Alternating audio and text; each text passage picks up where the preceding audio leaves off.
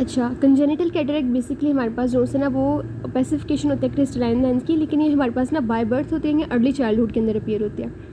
अब इसके अंदर ना ये बेसिकली बायलेटरल होता है। अगर ये हमारे पास जेनेटिक केस होता है ना, बेसिकली बाय बर्थ है तो जेनेटिकली अपीयर होता है, और बायलेटरल यानी दोनों आइज़ के अंदर अपीयर होता है। लेकिन ये ना स्पोरेडिक के लिए भी हो सकता है, यानी और भी कोई अगर इंट्रायूट्राइन इन्फेक्शन था तब बेबीज़ की जो है ना वो आई के अंदर जो है ट्रांसफ़र हो गया, तभी हमारे पास जो है ना वो यूनिलेटरल भी अपीयर हो सकता है। ठीक है, यूनिलेटरल केसेस हमेशा स्पोरेडिक होते हैं, लेकिन अगर ये बायलेटरल है तो मोस्टली वो जो है ना हमारे पास जेनेटिक कॉज होती है। अच्छा, इसकी टाइप्स आगे देखने तो सबसे पहले जो है ना हमारे पास आता है कैप्सुलर कैटरेक्ट। जो कैप्सुलर कैटरेक्ट होता है ना वो लेंस की जो कैप्सूल होती है, यानी जो लेंस की ये वाली साइड वाली जो बाउंड्री है ना, इसे इन्वॉल्व कर रहा होता है। ठीक है, कैप्सुलर कैटरेक्ट। उसके बाद आता है पोलर कैटरेक्ट। जो पोलर कैटरेक्ट होता है ना वो बेसिकली ना लेंस के पोल्स को करता है। ठीक है, यहाँ तो ये इंटीरियर पोल के अराउंड होता है, या फिर ये जो हमारे पास पोस्टीरियर पोल है ना, यहाँ पे जो है ना ये कैटरेक्ट होगा। उसके बाद आता है सुचरल कैटरेक्ट। जो सुचरल कैटरेक्ट होता है ना वो बेसिकली हमारे पास ना वाई शेप्ड कोई भी सुचर की फॉर्म में जो है ना अपीयर होता है। जैसे कि यहाँ पे हमें पता लग रहा है ये जो कैटरेक्ट है ना, जो यहाँ पे वाई शेप्ड ऐसे अपीयर हो रहा है। ठीक है, ये वाला है। ठीक है, इस शेप के कैटरेक्ट को कहते हैं सुचरल कैटरेक्ट। अच्छा, इसके अंदर वाई शेप्ड ओपेसिफिकेशन आती है। नेक्स्ट हमारे पास आता है न्यूक्लियर कैटरेक्ट। उसके अंदर ये जो न्यूक्लियस है सेंटर में, ये वाला पार्ट जो लेंस का ये वाला बेसिकली इन्वॉल्व हो रहा था सुचरल कैटरेक्ट के न्यूक्लियर कैटरेक्ट के अंदर। नेक्स्ट हमारे पास होता है लेमुलर कैटरेक्ट। जो लेमुलर कैटरेक्ट होता है ना वो बेसिकली हमारे पास जो है ना वो एक लेमुला की फॉर्म में जो है ना अपीयर होता है। जैसे कि यहाँ पे नज़र आ रहा है जैसे सर्कल सा जो लेमुला है यहाँ पे ये इन्वॉल्व है। ये बेसिकली इसलिए होता है क्योंकि इसके अंदर ना हमारे पास ये रीज़न लिखी हुई है कि अगर कोई भी इंजरी होगी है लेंस में, तो कोई इंजरी होने की वजह से क्या होता है कि जो लेंस की हमारे पास लेंस के फाइबर्स है ना, उनकी डेवलपमेंट थोड़ी देर के लिए इनहिबिट हो जाती है। जब लेंस की फाइबर्स की डेवलपमेंट नहीं हो रही उस एक स्पेसिफिक फीटल डेवलपमेंट के टाइम के अंदर, तो तब क्या होता है हमारे पास उस पार्ट में जो यानी जो ये वाले लैमेला है, इनकी डेवलपमेंट के टाइम पे जो है वो हमारे पास लेंस की फाइबर जब ये डेवलप हो रहे थे, तब हमारे पास जो है ना वो कोई डैमेज हो गया था, कोई इन्फेक्शन हो गया था, या कोई भी एनॉमली हो गई थी, जिसकी वजह से जो है ना ये वाले फाइबर्स ठीक तरीके से जो है ना वो नहीं बन सके। इससे जो है ना वो ये वाला इस एरिया के अंदर जो है ना सिर्फ अपीयर हो रहा है। ठीक है, इसे कहते हैं लेमुलर, या इसी का दूसरा नाम जो है ना जोन्यूलर कैटरेक्ट भी होता है। अब इसकी आइडेंटिफाई में से कैसे कर सकते हैं, इसके अंदर जो है ना वो जो सेंटर वाला पार्ट होगा ना वो हमारे पास बिल्कुल क्लियर फाइबर्स होंगे लेंस के। ठीक है, ये सेंटर वाले फाइबर्स बिल्कुल क्लियर है। फिर हमारे पास एक सर्कुलर ऐसे जोन आता है जो कि कैटरेक्ट का जोन होता है। उसके बाद बाहर वाला जो पार्ट है वो फिर सर्कुलर, इसका जो पार्ट है वो बिल्कुल ठीक होता है। ठीक है, क्लियर होता है। सिर्फ एक ये सेंटर में जो सर्कुलर ये वाला पार्ट है, ये हमारे पास जो है ना कैटरेक्ट शो कर रहा होता है। अच्छा, उसके बाद जो है ना ये हमारे पास एक ये भी पॉइंट है कि इसके अंदर ना विजुअल इम्पेयरमेंट भी होती है। जो बाद में कुछ हम टाइप्स पढ़ेंगे कैटरेक्ट की, कंजेनिटल कैटरेक्ट में उसमें विजुअल इम्पेयरमेंट नहीं होती, वो हम आगे जाके डिस्कस करते हैं। अच्छा, ये बेसिकली हमारे पास इसकी 3 रीजंस हो सकती हैं। एक तो इसकी रीज़न हो सकता है कि कोई भी डेवलपमेंटल कोई मतलब पेशेंट को जो है ना वो कोई भी इंसल्ट हुई थी, मतलब कोई भी जो है ना उसे ट्रॉमा हुआ था या कोई इंजरी वगैरह हो गई थी, उसकी वजह से ऐसे होता है। या कोई मेटाबॉलिक डिसऑर्डर हो सकता है, ऑटोसोमल डोमिनेंट डिसऑर्डर्स भी हो सकते हैं, या इंट्रा यूट्राइन इन्फेक्शंस। ठीक है, ये 3 इसकी कॉजेज़ हैं। उसके बाद फोर्थ इसकी टाइप आती है हमारे पास सेंट्रल ड्रॉपलेट कैटरेक्ट। ठीक है, सेंट्रल ऑयल ड्रॉपलेट कैटरेक्ट जो होता है ये बेसिकली हमारे पास ना इस शेप का जो है ना अपीयर होता है। ठीक है, सेंट्रल ऑयल ड्रॉप कैटरेक्ट, इसके अंदर ऐसे करके अपीयरेंस आती है। अच्छा, जो सेंट्रल ऑयल ड्रॉप कैटरेक्ट होता है ना, ये बेसिकली हमारे पास ना ग्लैक्टोसीमिया के केसेस के अंदर होता है। ग्लैक्टोसीमिया के केस में क्या होता है कि हमारे पास ग्लूकोज की जो मेटाबॉलिज्म होती है ना, उसके अंदर बेसिकली ना 3 एंजाइम्स चाहिए होते हैं। ठीक है, ग्लैक्टोज की मेटाबॉलिज्म के अंदर अगर ग्लैक्टोज की मेटाबॉलिज्म के अंदर जो एंजाइम हमें चाहिए उनमें से कोई भी एंजाइम डेफिशिएंट है तो ग्लैक्टोज की ठीक तरीके से मेटाबॉलिज्म नहीं होती, और जो ग्लैक्टिटोल है ना वो हमारे पास लेंस के अंदर अक्यूमुलेट होना स्टार्ट हो जाता है। इसलिए जो है ना हमारे पास ये सेंट्रल ऑयल ड्रॉप कैटरेक्ट जो है ना ये होता है। अच्छा, उसके बाद आता है हमारे पास कोरोनरी कैटरेक्ट। जो कोरोनरी कैटरेक्ट है ना, ये बेसिकली हमारे पास ना सुप्रा न्यूक्लियर कैटरेक्ट भी इसे कहते हैं। ये जो है ना बेसिकली प्यूबर्टी के अंदर जो है ना ज़्यादा कॉमन है, लेकिन ये कंजेनिटली भी जो है ना अपीयर हो सकता है।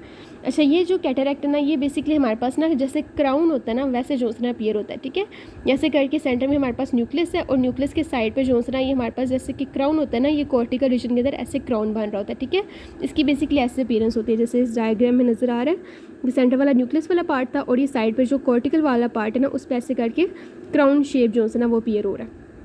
ये जो कैटरेक्ट होता है ये बेसिकली हमारे पास जोन सा है वो डीप कॉर्टेक्स और न्यूक्लियस, डीप कॉर्टेक्स के अंदर अपीयर होता है, और न्यूक्लियस के अराउंड जो है ये प्रेजेंट होता है, न्यूक्लियस को ऐसे सराउंड कर रहा होता है। अच्छा, ये वाला जो कैटरेक्ट होता है ना इसके अंदर इतनी ज़्यादा कॉमन नहीं होती। ठीक है, विजन जो है ना इसके अंदर अनफेक्टेड होती है, इतनी ज़्यादा विजन इम्पेयरमेंट इसके अंदर नहीं होती। उसके बाद हमारे पास एक टाइप आती है जिसे हम कहते हैं पंक्टेट या ब्लू डॉट कैटरैक्ट। अब जो पंक्टेट या ब्लू डॉट कैटरैक्ट है ना, इसके अंदर भी विजन इम्पेयरमेंट बहुत कम होती है, क्योंकि इसके अंदर जो है ना वो स्कैटर्ड स्टेशनरी डॉट्स अपीयर होते हैं, ठीक है, कहीं कहीं थोड़े थोड़े डॉट्स अपीयर होंगे और इसके अंदर भी विजन इम्पेयर होते हैं, ठीक है। ये इस डायग्राम में नज़र आ रहा है, पूरे लेंस के अंदर कहीं कहीं छोटी छोटी जो है ना ऐसे ओपेसिफिकेशन पड़ी हुई है। अच्छा, लास्ट में हमारे पास जो है ना यहाँ पे दो टाइप्स इसकी रह गई, एक होता है मेम्ब्रेनस कैटरैक्ट। मेम्ब्रेनस कैटरैक्ट के अंदर जो है ना सिर्फ उसकी मेम्ब्रेन इन्वॉल्व होती है, ठीक है। अच्छा, और कंप्लीट कैटरैक्ट में पूरा जो लेंस है वो हमारे पास इन्वॉल्व हो जाता है, पूरे लेंस की ओपेसिफिकेशन हो जाती है, और ये भी बहुत ज़्यादा कॉमन इसकी टाइप है। सबसे ज़्यादा कॉमन टाइप जो कैटरैक्ट की होती है ना, उसके अंदर वो लैमिलर या जोन्यूलर कैटरैक्ट होता है, जो इस डायग्राम में हमने पहले डिस्कस किया। अच्छा, ये हमारे पास इसकी टाइप्स थी। उसके बाद हमारे पास आ जाती हैं इनकी जो एटियोलॉजी है, यानी कॉजेज़ कौन कौन से हो सकती हैं। दो हमारे पास ना कैटरैक्ट की कॉजेज़ हो सकती हैं, एक हमारे पास हो सकते हैं मैटरनल कॉज या एक हो सकते हैं फीटल कॉज। मैटरनल कॉज में सबसे पहले हमारे पास होता है कोई भी इन्फेक्शन, ठीक है। इन्फेक्शन में जैसे कि रूबेला का इन्फेक्शन बहुत ज़्यादा कॉमन है, उसकी वजह से हो सकता है, या फिर हमारे पास हो सकता है इंट्रायूट्राइन हाइपोक्सिया या प्लेसेंटल इंसफिशिएंसी, ठीक है, जैसे कि प्री इक्लेम्सिया था, उसकी वजह से जो है ना पेशेंट को हो गया। रेडिएशंस की वजह से हो सकता है, ड्रग्स की वजह से हो सकता है, ड्रग्स में स्टीरॉइड्स जो है ना वो बहुत ज़्यादा कॉमन है आई की एनॉमलीज़ के लिए। और यहाँ पर कोई कंजेनिटल डिसऑर्डर है जैसे कि डायबिटीज़ है। अच्छा, और फीटल कॉजेज़ के अंदर क्या हो सकता है, फीटल में सबसे पहले जो दो कॉजेज़ है ना वो हमारे पास हेरिडिटरी है। हेरिडिटरी में हमारे पास हो सकता है ऑटोसोमल डोमिनेंट हो सकता है, ऑटोसोमल रिसेसिव हो सकता है, एक्स लिंक्ड हो सकता है, या कोई भी क्रोमोसोमल डिसऑर्डर जैसे कि डाउन सिंड्रोम है, ये बहुत ज़्यादा कॉमन है। अच्छा, और तीन हमारे पास जो एंड वाली कॉजेज़ है ना वो हमारे पास हो सकती हैं कोई भी ट्रॉमा वगैरह, ठीक है, ऑक्यूलर एबनॉर्मैलिटीज़ हो सकती हैं, मेटाबॉलिक डिसऑर्डर्स हो सकता है, या ट्रॉमा हो सकता है, ठीक है। ये सारी बेसिकली कॉजेज़ हैं जिसकी वजह से हमारे पास जो है ना वो कैटरैक्ट अपीयर हो सकता है। मैटरनल कॉज होगी, फीटल कॉजेज़ होगी, और लास्ट में हमारे पास कुछ अननोन कॉजेज़ होती हैं जैसे कि स्पोरेडिक केसेस हमने आगे डिस्कस किए थे। अच्छा, उसके बाद हमारे पास ना आता है कि इसके क्लिनिकल फीचर्स होते हैं, यानी अगर हमारे पास कोई पेशेंट आए तो हम कैसे आइडेंटिफाई करेंगे कि उसे जो है ना कैटरैक्ट है। तो बेसिकली इन 4 पॉइंट से जो है हम आइडेंटिफाई करते हैं। एक तो पेशेंट के अंदर ना डिक्रीज विजन होगी, डिक्रीज विजन यानी उसे ठीक तरीके से नज़र नहीं आएगा। उसके बाद जो है ना वो वाइटिश रिफ्लेक्स होगा प्यूपिलरी एरिया के अंदर। नॉर्मली जो है ना वो ये रिफ्लेक्स जो होता है वो रेड कलर का अपीयर होता है, लेकिन इस केसेस के अंदर जो है ना वो वाइट अपीयर होगा, क्योंकि ओपेसिफाई कर रहा है ना लेंस, इसलिए।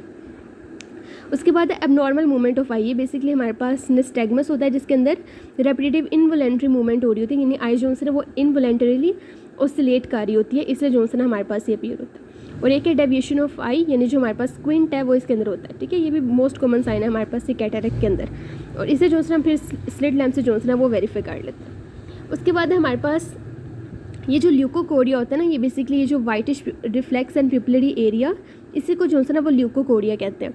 अच्छा, ल्यूकोकोरिया की ना और भी काफ़ी ज़्यादा कंडीशंस है जिसके अंदर ल्यूकोकोरिया अपीयर हो सकता है। सबसे कॉमन तो ये कंजेनिटल कैटरैक्ट है जिसके अंदर हमने ये स्टडी किया। इसके अलावा और भी कंडीशंस है जिसके अंदर ये अपीयर होता है, जैसे कि हमारे पास रेटिनोब्लास्टोमा हो गया।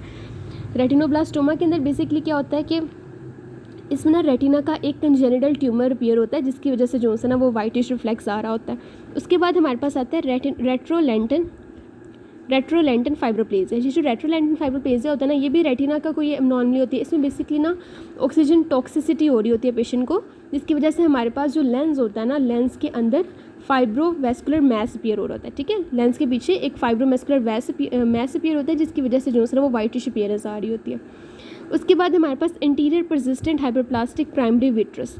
अच्छा, इसके अंदर क्या होता है कि हमारे पास जो विट्रस पार्ट होता है ना, विट्रस के अंदर ना बेसिकली एक वेस्कुलर सिस्टम होता है जिसे हम कहते हैं हाइलॉइड वेस्कुलर सिस्टम। अब जो हाइलाइट वेस्कुलर सिस्टम होता है ना, ये लेंस को जो है ना बेसिकली न्यूट्रिशन वगैरह प्रोवाइड कर रहा होता है।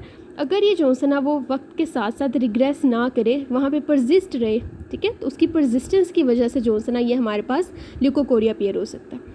उसके बाद आती है हमारे पास कोड डिजीज़, एंडोफ्थेल्माइटिस। एंडोफ्थेल्माइटिस में बेसिकली हमारे पास इन्फ्लेमेशन होती है इंट्राओक्युलर कैविटीज़ की। और लास्ट पे है टॉक्सोकार्नियल ग्लूकोमा। ये जो टॉक्सोकार्नियल ग्लूकोमा होता है, इसके अंदर जो है ना वो डिफरेंट जो पैरासाइट्स होते हैं, उनके जो लार्वा होते हैं ना वो आई के अंदर प्रेजेंट होते हैं, इसलिए जो है ना तब हमारे पास ये रिफ्लेक्स जो है ना ये वाइट आ रहा होता है, ठीक है। ये डिफरेंट कॉजेज़ थी जो ल्यूकोकोरिया की डिफरेंशियल डायग्नोसिस में हम बता सकते हैं।